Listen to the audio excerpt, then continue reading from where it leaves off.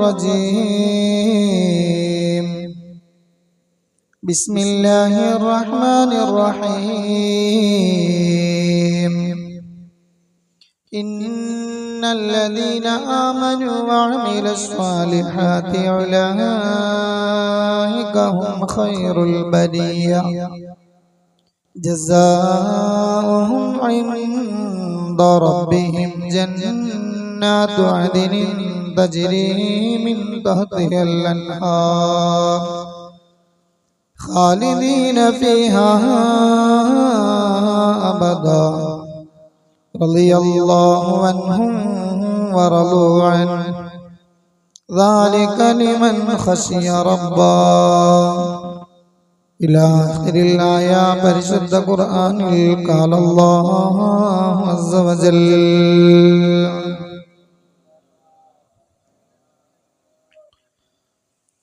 فقد قال رسول الله صلى الله عليه وسلم عن ابن عمر رضي الله عنه أنه قال قال رسول الله صلى الله عليه وسلم لا إيمان لمن لا أمانة له ولا صلاة لمن لا طهور له ولا دين لمن لا صلاة له إنما موضع الصلاة من الدين كموضع الرأس من الجسد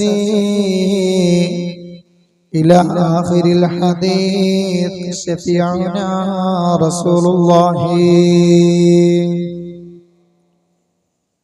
ജബൽ ഹുബൈസിന്റെ മേലെ ഉണങ്ങിയ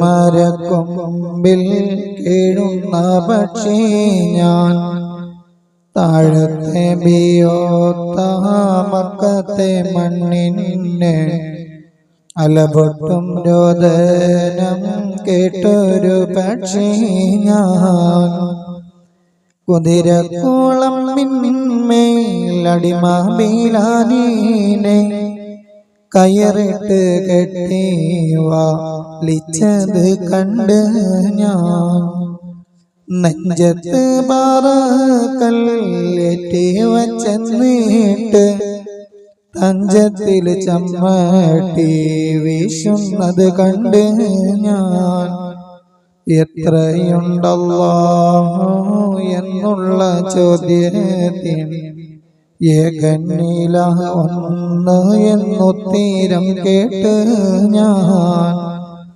ചമ്മട്ടി പിന്നെയും വീശിടുമൊന്നെന്ന് ചാഞ്ചാട്ടമില്ലാത്തൊരു തീരം കേട്ട് ഞാൻ ജബൽ ഹുബൈസിന്റെ മേലെ ഉണങ്ങിയ മരക്കൊമ്പിൽ കേടുന്ന പക്ഷി ഞാൻ. ബഹുമാനാദരവുകൾ നിറഞ്ഞ മുഅ്മിനീങ്ങളെ, അല്ലാഹുവിന്റെ അതിമഹത്തായ അനുഗ്രഹം കൊണ്ട് വിശുദ്ധമായ വെള്ളിയാഴ്ച നാം ഇവിടെ ഒരുമിച്ച് കൂടി. ഇതുപോലെ നാളെ അള്ളാഹുവിന്റെ അനുഗ്രഹീത സ്വർഗത്തിലും അള്ളാഹു നമ്മെ എല്ലാവരെയും ഒരുമിച്ച് കൂട്ടി അനുഗ്രഹിക്കുമാറാവട്ടെ. നമ്മിൽ നിന്നും വന്നുപോയ എല്ലാ പാപങ്ങളും കുറ്റങ്ങളും ദോഷങ്ങളും ദിവസത്തിന്റെയും മാസത്തിന്റെയും സമയത്തിന്റെയും എല്ലാം ബർക്കത്ത് കൊണ്ട് നീ വിട്ടുപുറത്തു മാപ്പാക്കണ റഹ്മാനെ. ഞങ്ങളിൽ നിന്ന് മരണപ്പെട്ടു പോയ ഞങ്ങളുടെ മാതാപിതാക്കൾ, ഭാര്യ, സന്താനങ്ങൾ, കുടുംബമിത്രാദികൾ, സഹോദരി സഹോദരങ്ങൾ, ഞങ്ങളെ സ്നേഹിക്കുന്നവർ, ഞങ്ങളെ സഹായിക്കുന്നവർ, ഞങ്ങൾക്ക് ഭക്ഷണം തരുന്നവർ എല്ലാവരെയും നീ അനുഗ്രഹിക്കണം അല്ലാഹ്. പ്രത്യേകിച്ച് പള്ളിയിൽ ഉസ്താദുമാർക്ക് ഭക്ഷണം തരുന്ന എല്ലാവരെയും നീ അനുഗ്രഹിക്കണം അല്ലാഹ്. അവരുടെ കുടുംബങ്ങളെല്ലാം ദാരിദ്ര്യം നീ തുടച്ചു നീക്കണം റഹ്മാനെ. സ്വർഗീയ ഭക്ഷണങ്ങൾ അവർക്ക് നീ പകരമായി കൊടുക്കണം അല്ലാഹ്. ദീനിനെ സ്നേഹിക്കുന്നവരുടെ ഈമാൻ നീ വർദ്ധിപ്പിക്കണം റഹ്മാനെ. അല്ലാഹു ഞങ്ങളുടെ കച്ചവടത്തിലും ജോലിയിലും ബിസിനസ്സിലും ഇടപാടുകളിലും എല്ലാത്തിലും നീ ഖൈറും ബറക്കത്തും ചൊരിയണം റബ്ബേ. ഞങ്ങളുടെ ആഖിബത്ത് നന്നാക്കണം റബ്ബേ. അപകടങ്ങൾ, പെടുമരണങ്ങൾ, ദുർമരണങ്ങൾ, ആകസ്മിക മരണങ്ങൾ എല്ലാം നീ ഞങ്ങളിൽ നിന്നും തട്ടി നീക്കണം റബ്ബേ.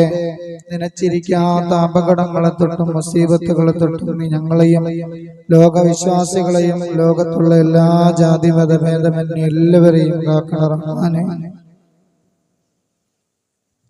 പ്രിയമുള്ള മുഅ്മിനീങ്ങളെ, ആലപ്പുഴ ജില്ലയിൽ കളർക്കോട് കഴിഞ്ഞ ദിവസമുണ്ടായ വാഹനാപകടം ഏതൊരു മനുഷ്യന്റെയും ഹൃദയം നുറുങ്ങുന്ന ഒരു വല്ലാത്ത അവസ്ഥയാണ്. മെഡിക്കൽ എഞ്ചിനീയറിംഗ് വിദ്യാർത്ഥികൾ എല്ലാവരും നല്ല അതീവ ബുദ്ധിയുള്ള 18-ന്റെയും 20-ന്റെയും ഇടയിൽ പ്രായമുള്ള മക്കൾ. അതിലൊരു കുട്ടി ലക്ഷദ്വീപുകാരനാണ്, ഇബ്രാഹിം എന്ന കുട്ടി. വളരെ പാവപ്പെട്ട ഒരു നാട് തന്നെയാണ്. ലക്ഷദ്വീപിനെ കുറിച്ച് പറയുമ്പോൾ നമുക്കറിയാം, വളരെ പാവങ്ങൾ തിങ്ങി നിറഞ്ഞ് ജീവിക്കുന്ന അങ്ങനെയുള്ള നാട്ടിൽ നിന്നും ഇവിടെ വന്ന് ആലപ്പുഴയിൽ പഠനത്തിന് ചേർന്ന് +2-ന് 98% മാർക്കും, ഫസ്റ്റ് വർഷം തന്നെ എൻട്രൻസിന്റെ റാങ്ക് ലിസ്റ്റില് വന്ന നല്ല കുശാഗ്ര ബുദ്ധിയുള്ള മക്കളാണ്. വണ്ടി വാടകയ്ക്കെടുത്ത് പണയത്തിനെടുത്ത് 11ഓളം വരുന്ന മക്കൾ പോയി KSRTC വണ്ടിയുടെ മുന്നിലേക്ക് ഇടിച്ചു കയറി നിമിഷ നേരങ്ങൾ കൊണ്ട് ദാരുണമായി മരണപ്പെട്ടത് അല്ലാഹു കാക്കുമാറാവട്ടെ.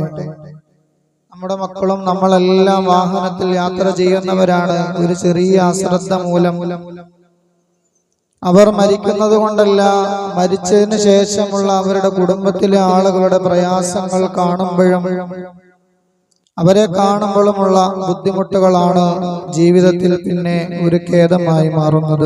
അല്ലാഹു അതുപോലെയുള്ള അപകടങ്ങളെ തൊട്ട് നമ്മളെയും നമ്മുടെ മക്കളെയും നമ്മുടെ നാട്ടിലുള്ളവരെയും എല്ലാ വിശ്വാസികളെയും അല്ലാഹു കാത്തുരക്ഷിക്കുമാറാവട്ടെ. 10-18 വയസ്സ് വരെ ഒരു കുട്ടിയെ വളർത്തുക എന്നുള്ളത് തന്നെ എത്ര പ്രയാസമായ കാര്യമാണ്. എത്ര രൂപ കെട്ടിവെച്ചിട്ടാണ് അവിടെ കിട്ടിയത്. അല്ലാഹു എല്ലാം സ്വീകരിക്കുമാറാവട്ടെ. ആ മാതാപിതാക്കൾക്ക് എല്ലാം അല്ലാഹു ക്ഷമ കൊടുക്കുമാറാവട്ടെ. മരണം എന്നത് സുനിശ്ചിതമാണ്. ഏതൊരു മനുഷ്യനെയും തേടി വരും. ഏതൊരു മനുഷ്യനെയും രംഗബോധമില്ലാത്ത കോമാളി എന്നാണ് പലരും വിശേഷിപ്പിച്ചത്. ഏത് സമയത്താണ് മരണം സംഭവിക്കുക എന്നത് നമുക്ക് ആർക്കും പറയാൻ കഴിയില്ല. അപ്പൊ അതുകൊണ്ട് മരണം ആഖിബത്ത് നന്നാവണമെങ്കിൽ നമ്മുടെ പ്രവർത്തനങ്ങളും നന്നായിരിക്കണം. ഓരോ വിശ്വാസിയും അവന്റെ പ്രവർത്തനങ്ങളും നന്നാക്കിയാൽ മാത്രമേ അവന്റെ ജീവിതത്തിലുടനീളം അതിന്റെ ഒരു ബറക്കത്തും ഈമാനും എല്ലാം അവനുണ്ടാവുകയുള്ളൂ. അല്ലാഹു അതിന് തൗഫീഖ് ചെയ്ത് അനുഗ്രഹിക്കുമാറാവട്ടെ. ഇന്ത്യ രാജ്യത്തെ മുസ്ലിമീങ്ങളെ സംബന്ധിച്ചിടത്തോളം വളരെ പ്രയാസമുള്ള ഒരു ദിവസമാണ് ഡിസംബർ 6. ഒരു മനുഷ്യനും മറക്കാൻ പറ്റാത്ത, ഇന്ത്യയുടെ ആത്മാവിന് മുറിവേറ്റ ദിവസമാണ് ഡിസംബർ 6. 1992 ഡിസംബർ 6-ന് പള്ളി മിനാരങ്ങൾ തച്ചുടച്ച് തകർത്ത് ഇന്ത്യ രാജ്യത്തിന്റെ ആ മാതൃത്വത്തിന് കളങ്കം പറ്റിയ ഒരു ദുഃഖവർഷമായിരുന്നു അന്ന്. ഇന്നതിന്റെ 32 വർഷങ്ങൾ പൂർത്തിയാക്കുന്നു. അല്ലാഹു സുബ്ഹാനഹു വ തആല നല്ലത് മനസ്സിലാക്കാനും പ്രവർത്തിക്കാനും നമുക്ക് തൗഫീഖ് ചെയ്യുമാറാവട്ടെ. ഇന്ത്യ രാജ്യത്തെ സംബന്ധിച്ചിടത്തോളം ലോകത്ത് തന്നെ അറിയപ്പെട്ട ഒരു മാതൃകയാണ് ഇന്ത്യ രാജ്യത്തേതിൻ്റെത്. ഇന്ത്യ രാജ്യത്തിന്റെ സംവിധാനം ലോകത്ത് ഒരു രാജ്യത്തുമില്ല. മറ്റുള്ള രാജ്യങ്ങളിലുള്ളതെല്ലാം ഒരു പ്രത്യേകതരം തെരഞ്ഞെടുപ്പുകളും ഒരു ഏകീകരണ സ്വഭാവമുള്ളതാണെങ്കിൽ, പക്ഷെ ഇന്ത്യയിൽ അങ്ങനെയല്ല. ഭരണകർത്താക്കളെ തെരഞ്ഞെടുക്കുന്നത് ഇവിടുത്തെ ജനങ്ങളാണ്, പൊതുസമൂഹമാണ്. അതുകൊണ്ട് വൈവിധ്യങ്ങൾ കൊണ്ടും വൈവിധ്യമായ ഭാഷകൾ കൊണ്ടും സംസാര രീതികൾ കൊണ്ടും ശൈലികൾ കൊണ്ടും ആരാധനാ കർമ്മങ്ങൾ കൊണ്ടും മറ്റൊരു രാജ്യത്തും കാണാൻ പറ്റാത്ത അത്രയും സുന്ദരമാണ് നമ്മുടെ ഇന്ത്യ രാജ്യം. ലോകത്ത് 64 അറബ് രാജ്യങ്ങളുണ്ട്. അതിനകത്ത് ഇന്ത്യ രാജ്യത്തെ പ്രത്യേകമായി എല്ലാവരും ഒരു റെസ്പെക്റ്റോടെ ബഹുമാനത്തോടെ കാണുന്നത് എല്ലാ ജാതി ജനങ്ങളെയും ഒരുപോലെ ഇവിടുത്തെ ഭരണകൂടത്തിന് കാണാനും അവരെ ഭരിക്കുവാനും അവരെ മുന്നോട്ട് കൊണ്ടുപോകുവാനും ലോകത്തിന്റെ മുന്നിൽ ഇന്ത്യയെ മറ്റു രാജ്യങ്ങളെക്കാൾ തല ഉയർത്തി നിൽക്കാനുള്ള അഭിമാന രാജ്യമാക്കി മാറ്റുന്നതും നാനാത്വത്തിൽ ഏകത്വം എന്ന മഹിതമായ പ്രസ്ഥാനമാണ്. എല്ലാ മതങ്ങൾക്കും തുല്യനീതി. ആര് കട്ടാലും, ആര് മോഷ്ടിച്ചാലും, ആര് കളവ് നടത്തിയാലും എല്ലാവർക്കും തുല്യനീതി. എല്ലാവർക്കും ഒരേപോലെയുള്ള അടിമയെന്നോ മുതലാളിയെന്നോ തൊഴിലാളിയെന്നോ വ്യത്യാസമില്ലാത്ത ഒരു പ്രത്യേകതരം കുറ്റങ്ങൾക്ക് വിചാരണ നടത്തുന്ന രാജ്യമാണ് ഇന്ത്യ രാജ്യം. പണ്ട് കാലത്ത് അങ്ങനെയല്ലായിരുന്നു. ഒരു ഗോത്രത്തിൽപ്പെട്ട പ്രത്യേക ഗോത്രങ്ങളിൽ പെട്ട ആളുകളാണെങ്കിൽ അവർ കുറ്റങ്ങൾ ചെയ്തു കഴിഞ്ഞാൽ അവരത് മറച്ചു വെക്കും.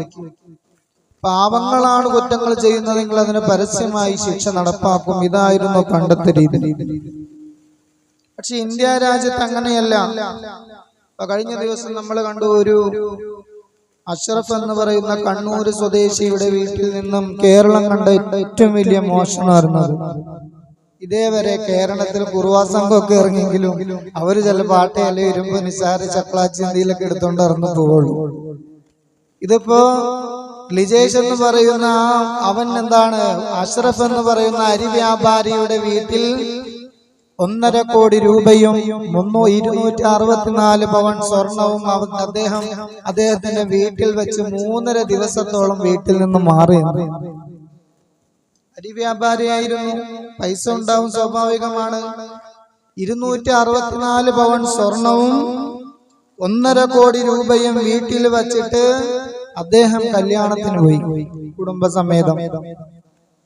ഇത് അതിവിദഗ്ധമായി വേറൊരാളിൽ നിന്ന് അറിയുകയും അറിഞ്ഞ ഒരു വെൽഡറായ അയൽവാസിയായ മനുഷ്യൻ എന്ത് ചെയ്തു? അവന്റെ അത്യാഗ്രഹം നോക്കി.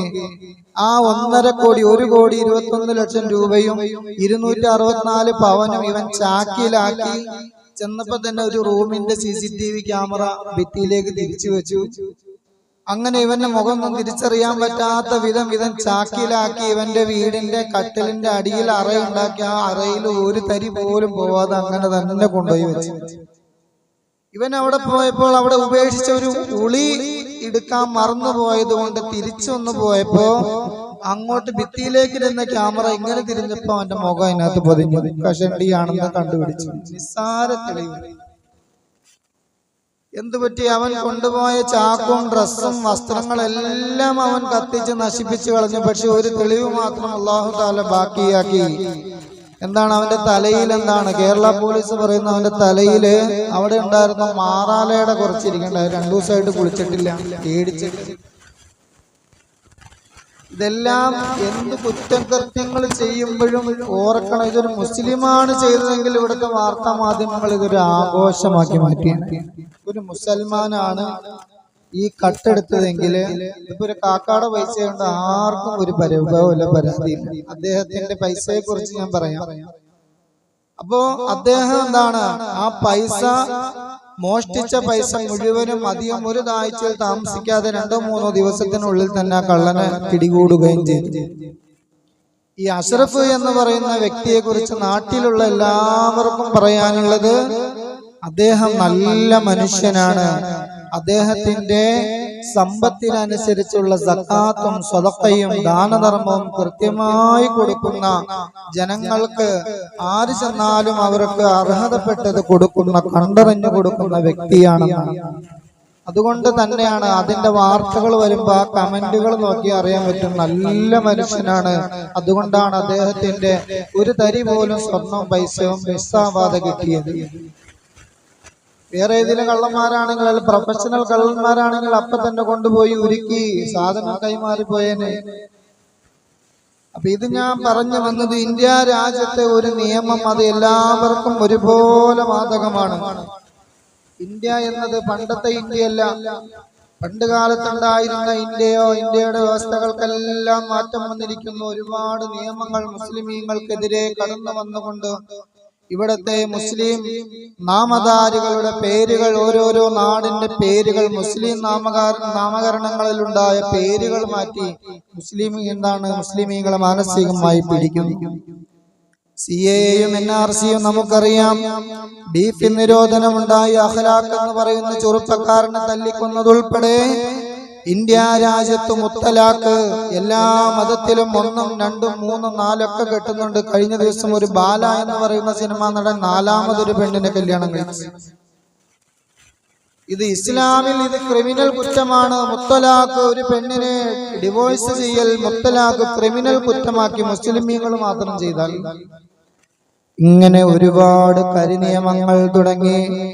മുസ്ലിമീങ്ങൾക്ക് മാത്രം മറ്റൊരു നിയമം, അവരുടെ വീടുകൾ ബുൾഡോസർ രാജ് ഉപയോഗിച്ചുകൊണ്ട് നശിപ്പിച്ചു കളയുന്നു. മുംബൈയിൽ കഴിഞ്ഞ ദിവസം ഉണ്ടായതാണ്. മുസ്ലിമീങ്ങളുടെ കടകൾ മാത്രം കണ്ടുപിടിച്ച് നോട്ട് ചെയ്ത് അതിന് ബുൾഡോസർ രാജ് ഉപയോഗിച്ച് നിസ്സാര കുറ്റങ്ങളുടെ പേരിൽ ആ സ്ഥാപനങ്ങൾ നശിപ്പിച്ചു കളയുന്നു. ഇവിടെ ഒരാളും ചോദിക്കുന്നില്ല. ഇതുപോലെ 1992 ഡിസംബർ 6-ന് 420 വർഷത്തോളം സുജൂദ് ചെയ്ത ഇന്ത്യ രാജ്യത്തെ മഹിതമായ ഒരു ജുമാ മസ്ജിദാണ് ബാബരി മസ്ജിദ്. 420ഓളം വർഷം സുജൂദ് ചെയ്ത സ്ഥലമാണ് ബാബരി മസ്ജിദ്. വിശ്വാസികളുടെ നല്ല ഏതൊരു ഇന്ത്യ രാജ്യത്ത് വരുന്ന വൈദേശികളെ പോലും ആകർഷിക്കുന്ന വിധത്തിലുള്ള സംവിധാനമുള്ള മുനാരങ്ങൾ തിങ്ങിനതാണ് തള്ളി നിൽക്കുന്ന സുന്ദരമായ ബന്ധാണ് മസ്ജിദായിരുന്നു ബാബരി മസ്ജിദ്. ആ ബാബരി മസ്ജിദിന്റെ പള്ളി മിനാരങ്ങൾ 1992 ഡിസംബർ 6-ന് അതിന്റെ മുനാരങ്ങൾ തല്ലി തകർത്തപ്പോൾ ഇന്ത്യ രാജ്യത്തെ എല്ലാവരും വന്ന് പേടിച്ചു പോയി. മുസ്ലിമീങ്ങളെല്ലാവരും കൂടെ അവരുടെ ദേവാലയങ്ങൾക്ക് കല്ലെറിയുമോ, അവരുടെ വിഗ്രഹങ്ങൾക്ക് തച്ചുടച്ച് കളയുമോ എന്നുള്ള പേടി അവരുടെ ഉള്ളിലുണ്ടായി. പക്ഷേ എല്ലാ മുസ്ലിം സംഘടനകളും പാർട്ടികളുമെല്ലാം ഇന്ത്യ രാജ്യത്തിന്റെ സഹിഷ്ണുതയും ഈ രാജ്യത്തോടുള്ള കൂറും ഇതിനോടുള്ള ബഹുമാനവും മുൻനിർത്തിക്കൊണ്ട് തന്നെ വളരെ യുക്തിപൂർവം ബുദ്ധിപരമായി അതിനെ സ്വീകരിക്കുകയും ഉൾക്കൊള്ളുകയും ചെയ്തു. എന്നിട്ട് അതിന്റെ വിധി വന്നപ്പോൾ കോടതി വളരെ വ്യക്തമായി തന്നെ പറഞ്ഞതാണ്, അവിടെ പണിയുന്ന സമയത്ത് അതൊരു വിജനമായ ഭൂമിയായിരുന്നു. അവിടെ വേറെ സ്ഥാപനങ്ങളോ ആരാധനാലയങ്ങളോ ഒന്നും തന്നെ ഇല്ല എന്ന് ഇവിടുത്തെ പരമോന്നത നീതിപീഠം സുപ്രീം കോടതി പറഞ്ഞിട്ടും ഒരൊറ്റ മുസ്ലിം പോലും ഒരു അമ്പലത്തിന്റെ ഒരു പിടി മണ്ണെടുക്കാൻ പോയില്ല. കാരണം ഇസ്ലാമിൽ പൊരുത്തമില്ലാത്ത തൃപ്തിയില്ലാത്ത ഭൂമിയിലുള്ള നിസ്കാരം അല്ലാഹു സ്വീകരിക്കുന്നതല്ല. അപ്പൊ നമ്മൾ വിചാരിച്ചു ഇത് ബാബരി മസ്ജിദ് മാത്രമല്ല, ഒരു പള്ളി പോയി എന്ന് ഓർത്തപ്പോ ഇന്ത്യ രാജ്യത്തെ മുസ്ലിങ്ങൾക്കെല്ലാം പറ്റുമോ?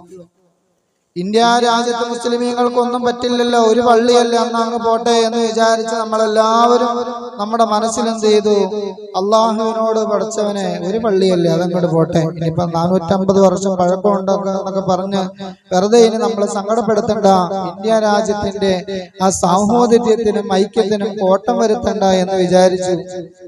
അങ്ങനെ വിചാരിച്ചപ്പോൾ ഫാസിസ്റ്റുകൾ പിന്നെയും പിടിമുറക്കി.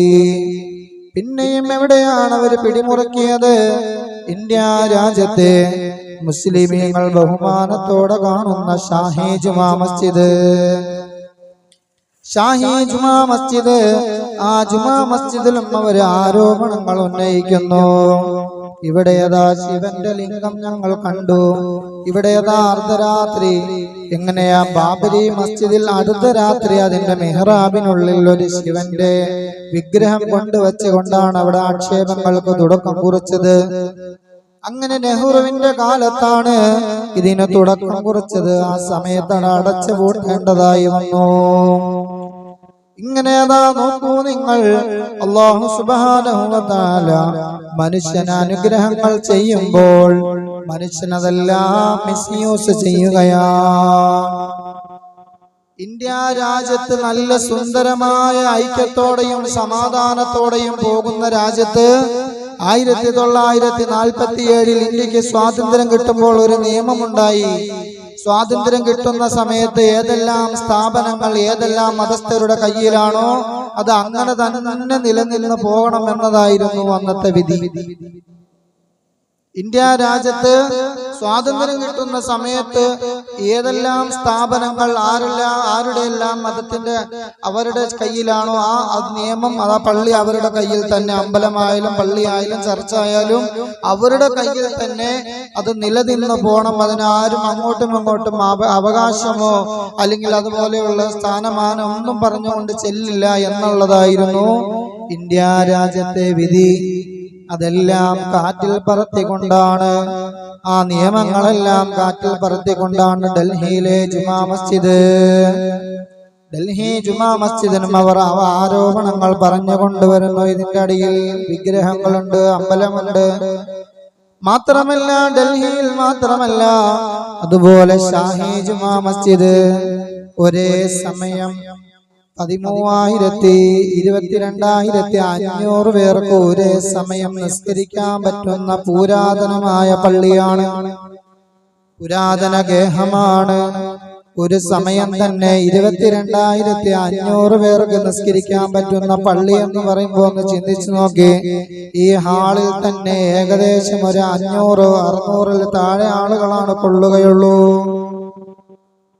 ഒരേ സമയം 730 വർഷം പഴക്കമുള്ള പള്ളിയാണ് ഈ ഷാഹി ജുമാ മസ്ജിദിൽ. സർവേക്ക് വേണ്ടി ഇതിനകടിയിലാണ് ഈ ഹൈന്ദവരുടെ വിഗ്രഹങ്ങളും ആരാധനാ കർമ്മങ്ങളും ഇതിന്റെ ഉള്ളിലുണ്ടെന്ന് പറഞ്ഞപ്പോഴേക്കും അതിനെ സെൻസസ് എടുക്കുവാൻ വേണ്ടി ഉദ്യോഗസ്ഥരെ അങ്ങോട്ട് അയച്ചു. ഒരു കാരണമല്ല, ചുമ്മാ വെടിവെച്ച് കൊല്ലുന്നു. പ്രതിരോധിക്കാൻ പള്ളിയിൽ നിസ്കരിക്കാൻ വന്നവരെ അത് ചോദ്യം ചെയ്തപ്പോൾ ഒരു പ്രകോപനവും കൂടാതെ തന്നെ വെടിവെച്ച് കൊന്നു. ഇങ്ങനെ അതാ ഇപ്പോൾ അവര് പറയുന്നത് നമ്മുടെ എല്ലാവരുടെയും ഹൃദയത്തിന്റെ ഈമാനിന്റെ കണികയുടെ ഒരു ഭാഗമായ മഹാനായ ഗരീബ് നവാസ് അജ്മീർ ദർഗയും അവരുടെ ശിവക്ഷേത്രമാണെന്നാണ് ആരോപിച്ചു കൊണ്ടുവരുന്നത്. ഇത് തീക്കളിയാണ്, ഇത് നിഷിദ്ധമാണ്. മറ്റുള്ളവന്റെ ദേവാലയങ്ങൾക്ക് അവകാശവാദങ്ങൾ ഉന്നയിച്ചു വരുന്നത് ഇതൊരു അറബി രാജ്യമല്ല, ഇതൊരു ബഹുദൈവ രാജ്യമാണ്, ഇതൊരു സോഷ്യൽ ഡെമോക്രാറ്റിക് രാജ്യമാണ്. എല്ലാ മതസ്ഥർക്കും അവരുടെ നിയമമനുസരിച്ച് ജീവിക്കുവാനുള്ള സ്വാതന്ത്ര്യമുള്ള രാജ്യം. മുസ്ലിമീങ്ങൾ ഒരുപാട് ക്ഷമിക്കുന്നവരാണ്, പക്ഷെ അവരുടെ ക്ഷമയെ നിങ്ങൾ പരീക്ഷിക്കരുത്. ആരാധനാലയം എന്നത് വളരെ സമാധാനപരമായി പോകുന്ന ഒരു ഗേഹമാണ്. വിശ്വാസികൾ 5 നേരം അവന്റെ നെറ്റി സുജൂദിൽ വെച്ചുകൊണ്ട് അള്ളാഹുവിന്റെ ദർബാറിലേക്ക് കൈ ഉയർത്തി ദുആ ചെയ്യുന്ന സുന്ദരമായ സ്ഥലമാണ്. ആ സ്ഥലങ്ങളെ നിങ്ങൾ അശുദ്ധമാക്കല്ലേ. ഇന്ത്യ രാജ്യത്ത് മുസ്ലിമീങ്ങൾ പൂച്ചെണ്ടുകൾ പോലെയാണ്. ഓരോ ആരോപണങ്ങളും ഓരോ പ്രയാസങ്ങളും നേരിടുന്നത്. ഇതിന് മുമ്പ് വന്ന പൗരത്വ ഭേദഗതി ബില്ല് വന്നപ്പോഴും മുസ്ലിം രാജ്യത്താണ് ഇന്ത്യ രാജ്യത്തുള്ള മുസ്ലിമീങ്ങളെല്ലാവരും ഒറ്റക്കെട്ടായി നിന്നുകൊണ്ട് നോമ്പനുഷ്ഠിച്ചുകൊണ്ട് പാവപ്പെട്ട ഉമ്മമാരെ തെരുവിലിറങ്ങിക്കൊണ്ട് നിസ്കരിക്കാൻ മാത്രമല്ലാതെ പുറത്തിറങ്ങാത്ത ഉമ്മമാരെ പോലും വീട്ടിൽ നിന്നും പുറത്തിറക്കി പ്രതിഷേധങ്ങളും പ്രതിഷേധ സംഗമങ്ങളും സംഘടിപ്പിച്ച് പ്രതിരോധം തീർത്തപ്പോ അല്ലാഹു തആല കൊറോണ എന്ന മാരകമായ വൈറസ് കൊണ്ട് ഇന്ത്യ രാജ്യത്ത് നിന്നല്ല ലോകം മുഴുവനും അല്ലാഹു തആല അക്രമങ്ങൾ കൊണ്ട് ധിക്കാരികളെ അടിച്ചിരുത്തിയ ചരിത്രമാണ്. ധിക്കാരികളെ അടിച്ചിരുത്താൻ അല്ലാഹുവിന് നിമിഷ നേരം മതി. അല്ലാഹു തആല ഇന്നല്ലാഹ അലാ കുല്ലി ഷൈഇൻ ഖദീർ. അല്ലാഹുവിനൊരു എന്തെങ്കിലും ഒരു കാര്യം അല്ലാഹു തആല ഉദ്ദേശിച്ചു കഴിഞ്ഞാൽ ആ കാര്യത്തിൽ അവൻ വളരെ കഴിവുള്ളവനാണ്. ചൈനയിലുണ്ടായ ഒരു വൈറസാണ് പോലും ലോകം മുഴുവനും അല്ലാഹു വ്യാപിപ്പിച്ചു. നിമിഷ നേരം മതി അള്ളാഹുവിന് തല കീഴാക്കി മറയ്ക്കാൻ. നിമിഷ നേരം മതി. ഭൂമിയിൽ നമ്മൾ കുഴപ്പമുണ്ടാക്കാൻ പാടില്ല. മനുഷ്യൻ സാമൂഹ്യ ജീവിയാണ്. നമ്മുടെ ജീവിതത്തിന്റെ നമ്മുടെ അയൽവാസികൾ മറ്റു മതസ്ഥരായിരിക്കും. അവരെ നമ്മൾ ബഹുമാനിക്കണം, അവനെ നിങ്ങൾ ആദരിക്കണമെന്ന് പഠിപ്പിച്ച മതത്തിന്റെ അനുയായികളാണ് ഞാനും നിങ്ങളും. നിന്റെ അയൽവാസി വലൗകാന, അല്ലാഹുവിന്റെ റസൂൽ പറയുന്നു, അക്രിം ജാറക വലൗകാന കാഫിറാ, നിന്റെ അയൽവാസി കാഫിറാണെങ്കിലും അവനെ നീ ബഹുമാനിക്കണമെന്ന് പഠിപ്പിച്ച മതമാണ് ഇസ്ലാം മതം. നീ നിന്റെ വീട്ടിൽ കറി പാകം ചെയ്യുമ്പോ നിന്റെ അയൽവാസിയെ കൂടി പരിഗണിച്ചിട്ട് നിന്റെ കറിയിൽ അല്പം വെള്ളം നീ കൂട്ടിവെക്കണം. ആ സമയം നീ ഭക്ഷണം കഴിക്കുമ്പോ നിന്റെ അയൽവാസി എന്താണ് ഭക്ഷണം കഴിക്കുന്ന സമയമാണെങ്കിൽ അവൻ അവിടെ ഭക്ഷണമുണ്ടോ, അവിടെ കറിയുണ്ടോ എന്ന് അന്വേഷിക്കൽ ബാധ്യതയുള്ളതാണ്. അയൽവാസിയുടെ കാര്യത്തിൽ അവൻ കാഫിറാണ്. മറ്റു വിശ്വാസിയേക്കാൾ ഏറ്റവും വീടിന്റെ അടുത്തുള്ളവനാണ് അയൽവാസി. ഏറ്റവും നല്ല അയൽവാസി ആരാണ്? വീടിന്റെ ഏറ്റവും അടുത്ത് താമസിക്കുന്ന മുസ്ലിമാണ്. നിന്റെ വീടിന്റെ വാതിലിനോട് ഏറ്റവും അടുത്ത് കിടക്കുന്നവനാണ് നിന്റെ അയൽവാസി. അവൻ ഏതു മതസ്ഥനാവട്ടെ, അവനെ നീ ബഹുമാനിക്കണേ, അവനെ നീ ആദരിക്കണേ. ഖാല റസൂലുള്ളാഹി. മുസ്ലിമിനെ സംബന്ധിച്ചിടത്തോളം ദുനിയാവിൽ എവിടെ വേണമെങ്കിലും അവന് നിസ്കരിക്കാം. അല്ലേ? മുസ്ലിമും കാഫിറും തമ്മിലുള്ള വ്യത്യാസം എന്താ? മുസ്ലിമിന് ഈ ലോകത്ത് എവിടെ വേണമെങ്കിലും നിസ്കരിക്കാം. ബാങ്ക് വിളിക്കുമ്പോ അവന്റെ കയ്യിൽ ഒരു മുസല്ല ഉണ്ടെങ്കിൽ അവിടെ വിളിച്ച് എന്താണ് അവൻ അപ്പൊ തന്നെ നിസ്കരിക്കാം. അതാ മുസ്ലിമിന്റെ പ്രത്യേകത. അല്ലാഹു തആല പറഞ്ഞല്ലോ, നബി തങ്ങൾ പഠിപ്പിച്ചില്ലേ, ജുഇലത്തിൽ അർളു കുല്ലുഹാ മസാജിദ്, ഭൂമിയിൽ എല്ലായിടത്തും നിനക്ക് പള്ളിയാക്കി തന്നേക്കാം അല്ലാഹ്. മണ്ണ് മുഴുവനും തഹൂറാൻ, ഈ ലോകത്തുള്ള മണ്ണ് മുഴുവനും തഹൂറും ഭൂമി മുഴുവനും പള്ളിയുമാണ്.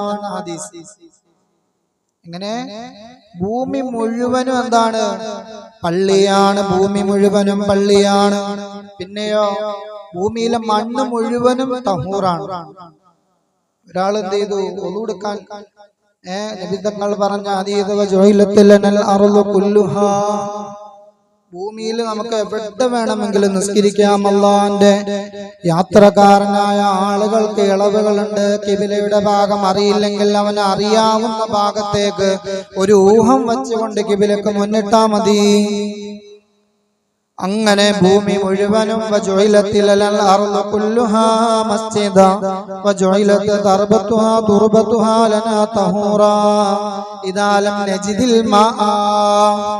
എപ്പോഴാ മണ്ണ് മുഴുവനും തഹൂറാവണത്? വെള്ളമില്ലാത്തൊരവസ്ഥയാണെങ്കിൽ നമ്മൾ എല്ലാവരും നിസ്കരിക്കാനും ശുദ്ധീകരണത്തിനും എല്ലാം നമ്മൾ ഉപയോഗിക്കേണ്ടത് മണ്ണാണ്. മണ്ണ് കൊണ്ട് തയമം ചെയ്താൽ അത് ഒളുവിനും കുളിക്കും എല്ലാത്തിനും പകരമാണ്. ശഫീഉനാ റസൂലുള്ളാഹി.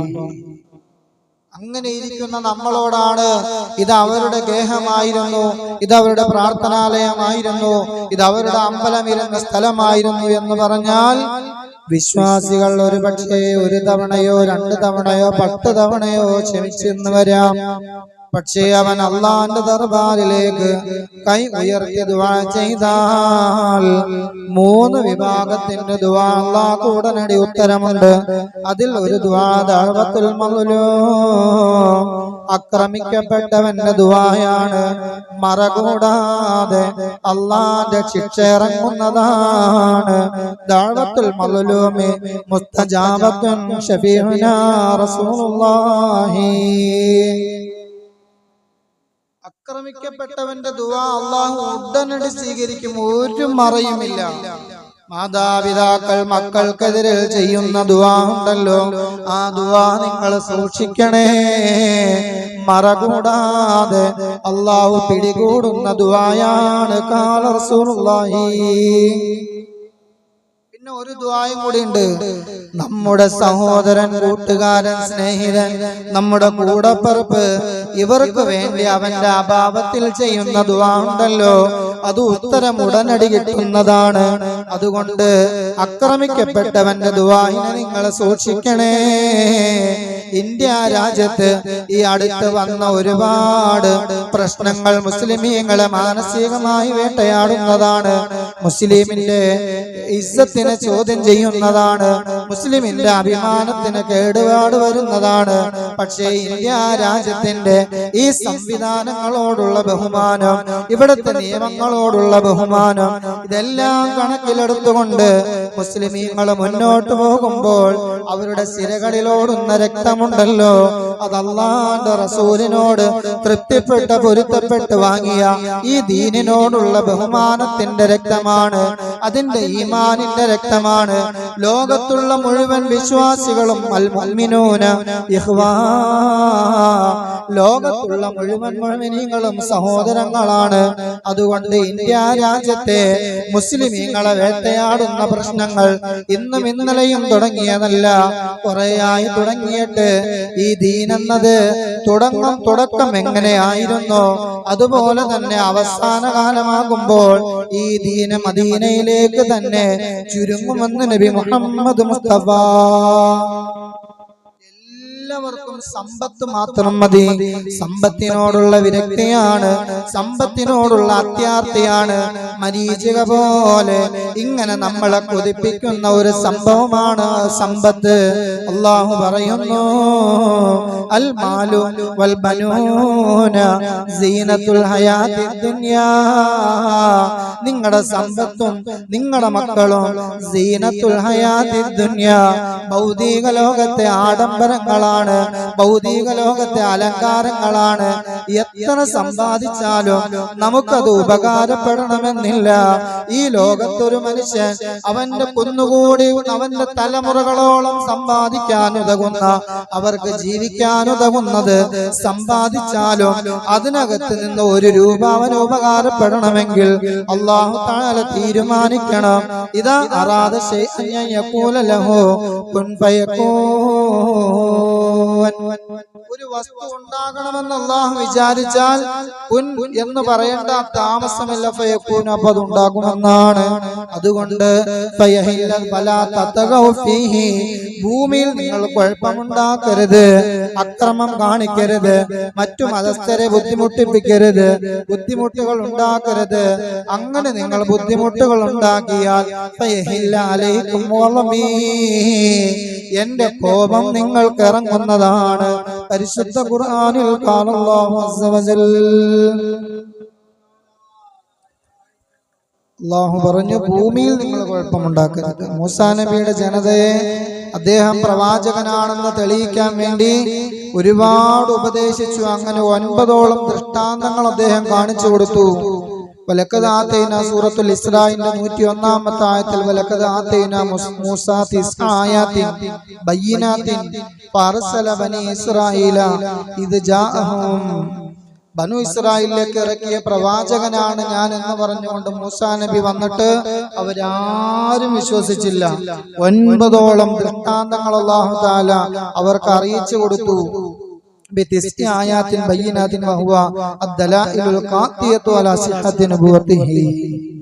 അദ്ദേഹം പ്രവാചകനാണെന്ന് അറിയിക്കുന്ന 9ഓളം വ്യക്തമായ തെളിവുകൾ ഏതൊക്കെയാണെന്ന് പെട്ടെന്ന് ഞാനൊന്ന് പറഞ്ഞു നിർത്താം. വഹിയ അൽ അസ, ഒന്നാമത്തെ വടിയാണ്. സ്വർഗത്തിൽ നിന്നും ജിബ്രീൽ കൊണ്ടുവന്ന ആദം നബിയുടെ കയ്യിലുണ്ടായിരുന്നു ആ വടി. ജിബ്രീൽ പിന്നെ മൂസാ നബിക്ക് കൊണ്ടുപോയി കൊടുത്ത ആ വടിയുടെ അത്ഭുതങ്ങൾ നമ്മൾ പ്രതിപാദിച്ചതാണ്. വല്യദു, ആ വടിയുടെ പ്രത്യേകത അറിയാൻ, നിലത്തിട്ടാൽ പാമ്പായി മാറുന്ന ആ വടി അദ്ദേഹത്തിന്റെ കൈയാണ്. രണ്ടാമത് വസ്ത്രത്തിന്റെ ഉള്ളിലേക്ക് കൈ ഇട്ട് കഴിഞ്ഞാൽ നല്ല ബൾബ് പ്രകാശിക്കും പോലെ പ്രകാശിക്കുന്ന കൈ ഉണ്ടായിരുന്നു അദ്ദേഹത്തിന്. അത് അള്ളാഹു കൊടുത്തതാണ്. വസ്സിനീന, ദാരിദ്ര്യത്തിന്റെ കുറെ വർഷങ്ങൾ. വൽ ബഹറു, സമുദ്രം പിളർത്തി. അതുപോലെ തൂഫാന, എന്താണ്, കിബത്തികൾക്ക് മാത്രം അവരുടെ വീടുകളെ ലക്ഷ്യമാക്കി മാത്രം ഒരു വെള്ളപ്പൊക്കം. വൽ ജറാദ, എന്നാണ് വെട്ടുകിളി, അവരുടെ കൃഷിയിടങ്ങൾ മുഴുവനും വെട്ടുകിളികൾ വന്നിങ്ങനെ നശിപ്പിച്ചു. പിന്നെയോ വൽ കുമ്മല, അവരുടെ എന്ത് ഭക്ഷണധാന്യം വെച്ചാലും അതിനകത്ത് ചെള്ളും മൂട്ടയും കയറി ഇങ്ങനെ അവരുടെ ഭക്ഷണ സാധനങ്ങൾ നശിപ്പിച്ചു കൊടുത്തു. അതുപോലെ വൽ അഫാദിയ, അവരുടെ ഏത് വെള്ളപാത്രത്തിൽ അവർ നോക്കിയാലും അതിനകത്ത് തവള, വെള്ളം കുടിക്കാൻ പറ്റാത്ത വിധം അവർക്ക് തവള. വദ്ദമ, എവിടെ നോക്കിയാലും ചോര, വെള്ളം കുടിക്കാൻ നോക്കുമ്പോൾ അതിങ്ങനെ ചോരയായി മാറും. അതുപോലെ തന്നെ ഇങ്ങനെ 9ഓളം ദൃഷ്ടാന്തങ്ങളെല്ലാം പറഞ്ഞു കൊടുത്തു മൂസാ നബി. അവരെല്ലാം പറഞ്ഞു, മൂസ നീയും ഫിറൗനും നീയും ഹാറൂനും കൊണ്ടുവന്നത് മുഴുവനും സിഹറാണ്, നിങ്ങൾ തീവ്രവാദികളാണ്, അതുകൊണ്ട് ബനു ഇസ്രായേലിൽ നിന്ന് നിങ്ങൾ പോണമെന്നാണ് ഫറോവ പറഞ്ഞത്. ആ ഫറോവയെ ഇന്നും നശിപ്പിക്കാതെ അല്ലാഹു തആല ഈ ഭൂമിയിൽ ശേഷിപ്പിച്ചിട്ടുണ്ട്. നിന്റെ ശേഷം ധിക്കാരികളായ ഭരണാധികാരികൾ ഇന്ത്യ എന്നല്ല ലോകത്ത് മുഴുവനും വരും. അവർക്കൊരു പാഠമായി ഈ ബനു ഇസ്രായേലിലെ ധിക്കാരിയായ ഫറോവയുടെ ജഡം ഇന്നും മ്യൂസിയത്തിൽ ഉപ്പുകൾ ഇട്ടുകൊണ്ട് ശേഖരിച്ച് ആ ഡെഡ് ബോഡി എന്നും ശേഖരിച്ചു വെച്ചിരിക്കുന്നത് ദൃഷ്ടാന്തമാണ്. ഭൂമിയിൽ നിങ്ങൾ കുഴപ്പമുണ്ടാക്കരുത്. അല്ലാഹു തൗഫീഖ് ചെയ്യുമാറാവട്ടെ. മരണപ്പെട്ട മാതാപിതാക്കൾക്ക് ദുആ ചെയ്യാൻ 4 സഹോദരന്മാർ സംഭാവന, പ്രത്യേകം ദുആ ചെയ്യാൻ ഒരു സഹോദരൻ സംഭാവന, മക്കളുടെ ഖൈറായ ഭാവിക്ക് ദുആ ചെയ്യാൻ സഹോദരൻ സംഭാവന, മരണപ്പെട്ട പിതാവിന് വേണ്ടിയും ഹലാലായ മുറാദുകൾ ഹാസിലാകാൻ വേണ്ടി ദുആ ചെയ്യാൻ, മകളുടെ സുഖപ്രസവത്തിന് വേണ്ടി ദുആ ചെയ്യാൻ, മരണപ്പെട്ട പിതാവിന് വേണ്ടി ദുആ ചെയ്യാൻ, സോളാറിലേക്ക് ഒരു സഹോദരൻ 2000 രൂപ, അതുപോലെ തൊടുപുഴ ഇടവെട്ടി സ്വദേശിയായ ഒരു മുസ്ലിം അനൂപ് എന്ന് പറയുന്ന ഒരു സഹോദരൻ മരത്തിൽ നിന്നും വീണ് ഗുരുതരമായ പരിക്കുകൾ പറ്റിയതാണ്. ശാരീരികമായ വല്ലാത്തൊരവസ്ഥയിലാണ് അദ്ദേഹം. ഇവിടെ പുറത്ത് ഓട്ടോറിക്ഷയിൽ ഇരിക്കുന്നുണ്ട്. ജുമാ നിസ്കാരം കഴിഞ്ഞു പോകുന്നവർ നമ്മളാൽ കഴിയുന്ന ഒരു സഹായം ചെയ്തു കൊടുക്കുക. അല്ലാഹു സ്വീകരിക്കുമാറാവട്ടെ. അതുപോലെ മയ്യത്ത് നിസ്കരിക്കാൻ ഉംറയ്ക്ക് പോയി മദീനയിൽ വെച്ച് മരണപ്പെട്ട അടിവാട് പടിഞ്ഞാറ് വീട്ടിൽ മീര എന്ന സഹോദരിക്കും, അതുപോലെ പൈമറ്റം പരേതനായ ഫരീദ് സാഹിബിന്റെ ഭാര്യ ആമിന എന്ന സഹോദരിക്ക് മയ്യത്ത് നിസ്കരിക്കണം. അല്ലാഹു അവർക്ക് മഗ്ഫിറത്ത് കൊടുക്കുമാറാവട്ടെ. ഒരു 3 സ്വലാത്ത്. സല്ലല്ലാഹു അലാ മുഹമ്മദ് സല്ലല്ലാഹു അലൈഹി വസല്ലം, സല്ലല്ലാഹു അലാ മുഹമ്മദ് സല്ലല്ലാഹു അലൈഹി വസല്ലം. اللهم صل على محمد يا ربي صل عليه وسلم. അർഹമുറാഹിമീനായ രാജസയ്യിദായ അൽ മലിക്കുൽ ജബ്ബാറായ അല്ലാഹ്, ഞങ്ങളുടെ ദുആഇനെ നീ സ്വീകരിക്കണേ അല്ലാഹ്. മരണപ്പെട്ട മാതാപിതാക്കൾക്ക് ദുആ ചെയ്യാൻ പറഞ്ഞിരിക്കുന്നു, നീ പൊറുക്കണേ അല്ലാഹ്. അവരുടെ പാപങ്ങൾ നീ പൊറുക്കണേ അല്ലാഹ്. അവരുടെ കബറിടങ്ങൾ നീ സ്വർഗമാക്കണേ അല്ലാഹ്. അല്ലാഹുവേ, പടച്ചവനെ, മാതാപിതാക്കൾ ഈ പള്ളിക്ക് ചുറ്റും അന്ത്യവിശ്രമം കൊള്ളുന്നവരാണെങ്കിൽ അല്ലാഹുവേ, അവരുടെ കബറിടങ്ങൾ നീ പ്രകാശം കൊണ്ട് നിറയ്ക്കണേ അല്ലാഹ്. കണ്ണെത്താ ദൂരത്ത് വിശാലമാക്കണ റഹ്മാനെ. അല്ലാഹുവേ, ഒരുപാട് മുറാദുകൾ മനസ്സിൽ വെച്ചുകൊണ്ട് ഈ പള്ളിയിലേക്ക് സ്വതക്ക ചെയ്തവരുണ്ട് റഹ്മാനെ, നീ സ്വീകരിക്കണേ അല്ലാഹ്. കാരുണ്യവാനും കരുണാനിധിയും കരുണാവാരിധിയുമായ റബ്ബേ, നീ സ്വീകരിക്കണേ അല്ലാഹ്. മുറാദുകൾ ഹാസിലാക്കണേ അല്ലാഹ്. രോഗങ്ങൾ ശിഫയാക്കണേ അല്ലാഹ്. കച്ചവടങ്ങളിൽ ബറക്കത്ത് ചൊരിയണ റബ്ബേ. ബിസിനസ്സുകളിൽ അഭിവൃദ്ധി കൊടുക്കണേ അല്ലാഹ്. അല്ലാഹുവേ, മരണപ്പെട്ട പിതാവിനെ നീ പൊറുക്കണേ അല്ലാഹ്. ഹലാലായ മുറാദുകൾ ഹാസിലാക്കി കൊടുക്കണ റബ്ബേ. മക്കളുടെ സുഖപ്രസവം അല്ലാഹ്, മകളുടെ സുഖപ്രസവം നീ എളുപ്പമാക്കണേ അല്ലാഹ്. അല്ലാഹുവേ, ആ പൊന്നുമോൾ കൺകുളിർമേകുന്ന സന്താനങ്ങൾക്ക് ജന്മം കൊടുക്കാനുള്ള മഹാസൗഭാഗ്യം കൊടുക്കണേ അല്ലാഹ്. അല്ലാഹുവേ, ഞങ്ങളുടെ മക്കളെ നീ കൺകുളിർമേകുന്ന സന്താനങ്ങളാക്കണേ അല്ലാഹ്. ദുആ കൊണ്ട് ഒരുപാട് ആളുകൾ വസിയത്ത് ചെയ്തിരിക്കുന്നു, നീ പൊറുക്കണേ അല്ലാഹ്. അല്ലാഹുവേ, പള്ളിയുടെ സോളാറിലേക്ക് ഒരു സഹോദരൻ 2000 രൂപ നീ സ്വീകരിക്കണ റബ്ബേ, നീ കബൂലാക്കണേ അല്ലാഹ്. ഈ ദീനി സ്ഥാപനത്തെ സഹായിക്കുന്ന ഒരാളെയും നീ പാഴാക്കല്ലേ അല്ലാഹ്. അല്ലാഹുവേ, അതിന്റെ ഇരട്ടിയായി നീ ദുനിയാവിലും ആഖിറത്തിലും കൊടുക്കണേ അല്ലാഹ്. ഇതിന്റെ ബറക്കത്തും കൊണ്ട് അവരുടെ ആഖിറത്ത് നന്നാക്കണേ അല്ലാഹ്. ഈ പള്ളിയുടെ ബക്കറ്റുമായി വരുമ്പോൾ അതിലേക്ക് പൈസകൾ ഇടുന്ന മുഴുവൻ മുഅ്മിനീങ്ങളെയും നീ അനുഗ്രഹിക്കണേ അല്ലാഹ്. ഒരാളുടെയും ഒരു തുട്ട് പോലും നീ പാഴാക്കല്ലേ അല്ലാഹ്. ഞങ്ങളുടെ മുഴുവൻ സൽക്കർമ്മങ്ങളെയും നീ സ്വീകരിക്കണ റബ്ബേ. ഇന്ത്യ രാജ്യത്തെ മുസ്ലിമീങ്ങൾക്ക് നീ സമാധാനം നൽകണേ അല്ലാഹ്. ഇസ്സത്തിലാക്കണേ റബ്ബേ, ലില്ലത്തിലാക്കണേ റഹ്മാനേ.